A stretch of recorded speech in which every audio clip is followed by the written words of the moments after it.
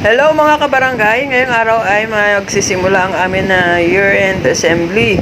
So nandyan na po yung mga kasama namin sa barangay, mga staff, HW, ML, clerk, mga lupon. Naguuntahan po yung mga lupon namin kasi mamaya may special number sila. Ayan po, o nagpa-practice. Mga HW namin, mother leader. So ayan na, mga almost 80% na na-occupy ang atin na mga tables. Diyan na rin po yung mga tanod. Yan, diyan na rin, naka-ready na rin yung mga pa-premyo sa atin, ng aming kapitan. At mga pangregalo niya sa amin. Ayan na, mukhang magsisimula na ata magpe-perform ang amin mga lupon taga-pamayapa. Ready na kaya? Ayan, ang mga senior citizens officials namin. Ayan, ready na rin yung pagkain. Everything is okay na.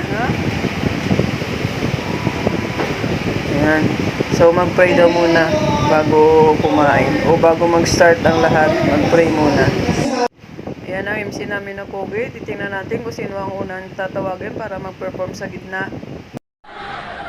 Kapag tinunan nyo ang mga kabataan, ngayon naman po ay katandaan ng sinusunod. Sana po nandyan ang ating ambulansya.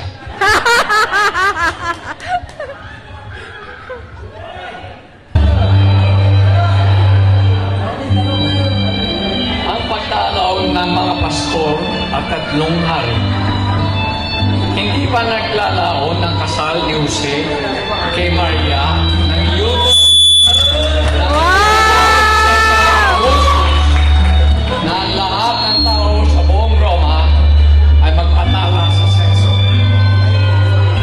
Sila ay dapat magpatala sa pinagmulan ng kanilang pamilya. Sina Maria at Jose ay mula sa pamilya ni David. Kaya't sila nilisan nila ang Nazaret at nagpunta sa Barangay Kamaling. Wow!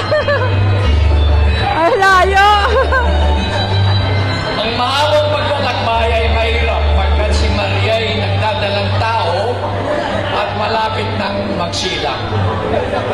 Nang sila ay sumapit sa Bethlehem, ito'y siksik ng tao dahil sa mga nagsisipagpatala. Pagkat walang matuluyan, sina Jose at Maria ay nagkasya na lamang sa sapsaban ng mga hayop.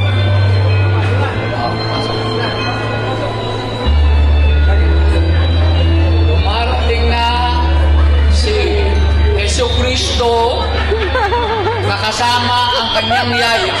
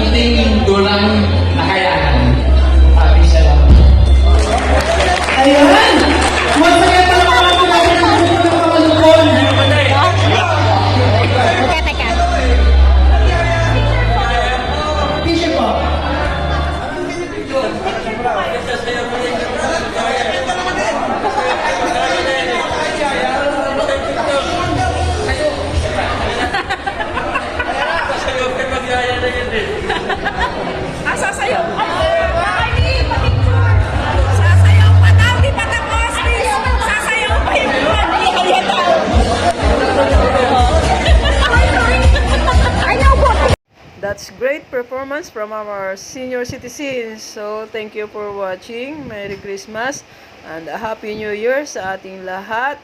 Bye-bye!